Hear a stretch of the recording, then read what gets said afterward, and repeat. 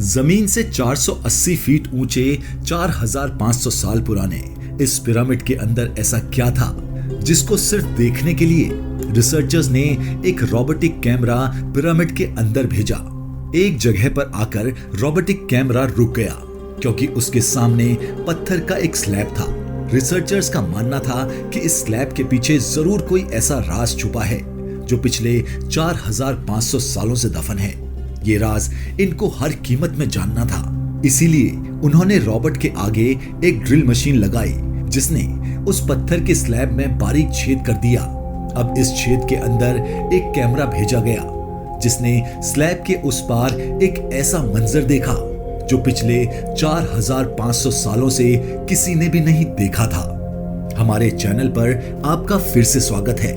Egypt में total 138 ऊंचे pyramids मौजूद हैं जिन्होंने पिछले हजारों सालों से दर्जनों अर्थक्वेक और कई खतरनाक तूफानों का सामना किया है। मजाल है कि इनमें से कोई एक भी इधर से उधर हुआ हो।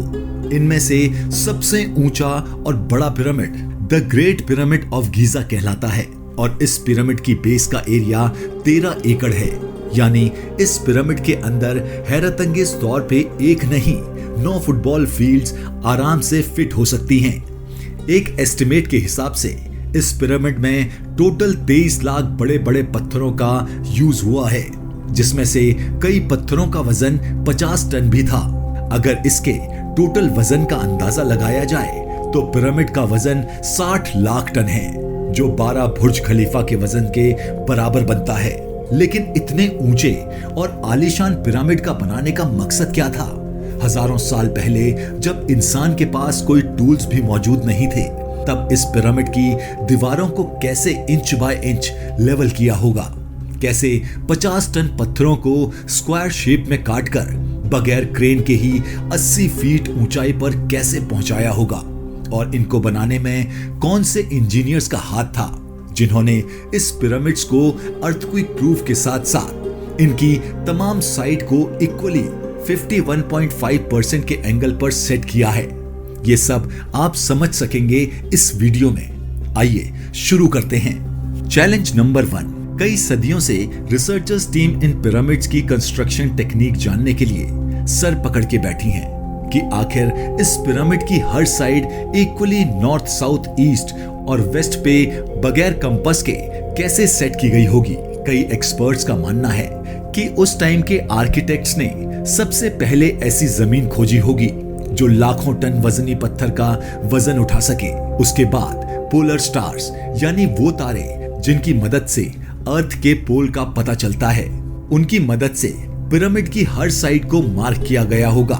ना ही कोई कंपास और ना ही कोई ऑप्टिकल इंस्ट्रूमेंट। सिर्फ इस बेसिक टेक्निक से हजारों साल पहले इस पिरामिड की डायरेक्शन सेट की गई और वो भी 0 एरर के साथ। Challenge number 2। अगर चैलेंज था तो जमीन को लेवल करने का। जिस 13 एकड़ की जमीन पर इस पिरामिड को बनाना था उसका लेवल थोड़ा सा भी आउट होता तो 23 लाख पत्थरों के इस पहाड़ को खड़ा होना बिल्कुल भी मुमकिन नहीं था। अब इस जमीन को लेवल करने के लिए उस टाइम के इंजीनियर्स के पास ना ही लेजर लेवलर और ना ही बबल लेवलर था। एक्सपर्ट्स का मानना है कि इस कंस्ट्रक्शन साइट की चारों साइड पर गड्ढा करके उसमें पानी डाला गया होगा और फिर एक साइड के पानी के लेवल से दूसरे साइड के पानी के लेवल को मैच किया गया होगा। जो जमीन का हिस्सा पानी के लेवल से मैच नहीं किया होगा उसको छेनी और हथौड़े की मदद से काट कर लेवल किया होगा। कई एक्सपर्ट्स का मानना है कि एंशिएंट इजिप्टियंस ने इस सिंपल टूल का भी इस्तेमाल किया होगा जिसकी दोनों साइड की लकड़ियां और उसके ठीक सेंटर पे एक रस्सी से पत्थर बंधा हुआ है। अगर पत्थर जमीन से टच हो गया और उसकी रस्सी ठीक सेंटर लाइन पर आ रही होगी तो इसका मतलब है कि बीच की जमीन परफेक्टली लेवल है। Challenge number 3। अब पिरामिड कंस्ट्रक्शन साइट पे डायरेक्शन भी सेट थी, मार्किंग भी हो चुकी थी और जमीन का लेवल भी सेट था। अब बारी थी कंस्ट्रक्शन स्टार्ट करने की जिसके लिए लाखों टन वजनी और बड़े पत्थर जरूरी थे। लेकिन ये पत्थर काटने के लिए उनके पास ग्राइंडर ना ही जैक हैमर्स, लेकिन फिर भी उन्होंने 50 टन वजनी पत्थर काटे भी और उनको स्क्वायर या ट्रायंगुलर शेप भी दिया। लेकिन आखिर किसकी मदद से? जी हाँ, यही वो सिर्फ एक टूल था जिसकी मदद से पत्थरों को काटा गया।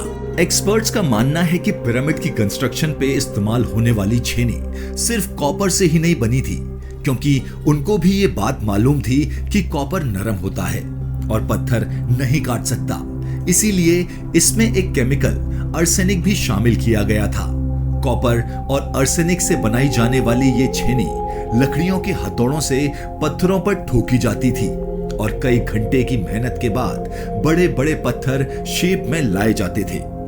Challenge number 4। अब क्योंकि ये खास किस्म का पत्थर जिसको आज लाइमस्टोन कहा जाता है, उनकी कटाई पिरामिड कंस्ट्रक्शन साइट के गीजा से 250 किलोमीटर दूर डोरा के शहर में हो रही थी। अब प्रॉब्लम थी कि ये पत्थर गीजा तक ट्रांसपोर्ट करने की। हर एक पत्थर 50 टन और ऐसे 23 लाख पत्थर सिर्फ एक पिरामिड में इस्तेमाल होते थे। इतना ज्यादा वजन ट्रांसपोर्ट करने के लिए उस दौर में ना ही कोई जानवर काम आ सकता था और ना ही उनके पास ट्रक्स मौजूद थे। हैरत अंगेज दौर में ये काम वर्कर्स और कश्तियों की मदद से किया गया। जी हाँ, डोरा और गीजा के बीच रिवर का फायदा उठा और बड़ी बड़ी कश्तियों में पत्थर लाद कर पिरामिड साइट तक पहुंचाए गए। एक्सपर्ट्स का मानना है कि ये काम इतना आसान नहीं था। शिप्स में इतने बड़े पत्थरों की लोडिंग अनलोडिंग में कम से कम भी 500 मजदूरों की आर्मी एक ही वक्त में लगाई गई होगी। Challenge number 5। एक्सपर्ट्स की टीम पिरामिड कंस्ट्रक्शन पर रिसर्च कर रही थी। उनको अब अपने कई सवालों के जवाब मिल चुके थे, लेकिन एक बात उनको हर वक्त सता रही थी कि लाइमस्टोन कट भी गया, ट्रांसपोर्ट भी हो गया, कंस्ट्रक्शन के दौरान एक के ऊपर एक लगाना शुरू हो गए। मसला ये था कि आखिर पत्थर इतनी ऊंचाई तक पहुंचे कैसे होंगे। कई एक्सपर्ट्स का मानना है कि पिरामिड की कंस्ट्रक्शन से पहले ही ये प्लान कर लिया गया था।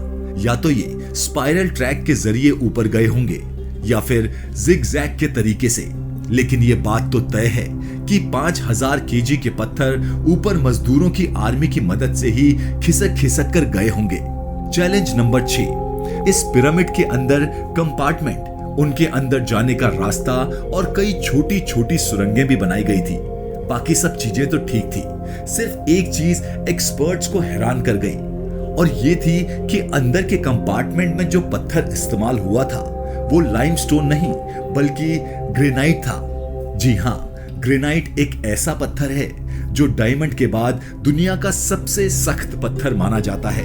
आज के टाइम में ग्रेनाइट को बड़े बड़े ग्राइंडर की मदद के बिना नहीं काटा जा सकता। दुनिया भर से कई आर्कियोलॉजिस्ट एक्सपर्ट्स को पिरामिड का विजिट भी कराया गया, लेकिन किसी को भी पुख्ता सुराग नहीं मिला। 4500 साल पहले इजिप्टियंस ने ग्रेनाइट जैसे ठोस पत्थर को इतनी सफाई से कैसे काटा था? आखिरकार कई सालों के बाद एक्सपर्ट्स ने इस मिस्ट्री को भी सॉल्व कर दिया।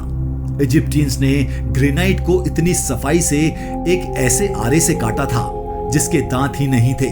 जी हाँ, बगैर दांतों वाले आरे के दोनों साइड में वजन डालकर इसको ग्रेनाइट पे चलाया जाता था और बीच में बजरी डाली जाती थी। एक्सपर्ट्स का मानना है कि इस तरीके से इतने बड़े पत्थर को काटने में 4 महीने का वक्त लग जाता था। आखिरकार पिरामिड्स बनाने का मकसद क्या था? इन पिरामिड्स को बनाने में कितने मजदूर एक ही वक्त में काम करते थे? और रोबोटिक कैमरा ने जब पत्थर के स्लैब में सुराख किया तो उसके अंदर वो कौन सा मंजर देखा गया जो पिछले 4500 साल से किसी ने भी नहीं देखा था? ये सब इससे भी ज्यादा आप जान सकेंगे इस वीडियो के पार्ट 2 में। आपको वीडियो पसंद आया हो तो प्लीज लाइक और सब्सक्राइब जरूर करें।